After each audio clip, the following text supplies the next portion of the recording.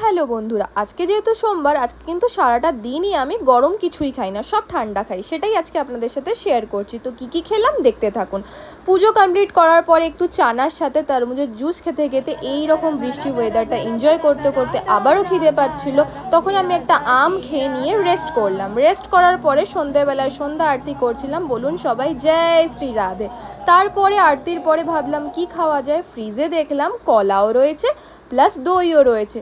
তো কলা দিয়ে দই দিয়ে যে লস্যিটা হয় না, উফ, খুব সুন্দর লাগে। যারা কখনো ট্রাই করেনি একবার ট্রাই করে দেখবেন, খুব টেস্টি লাগে। আমার তো খুব প্রিয়। আর আমি কিন্তু এর মধ্যে একটু বরফও দিয়ে দিই যাতে খেতে পুরো রিফ্রেশিং লাগে।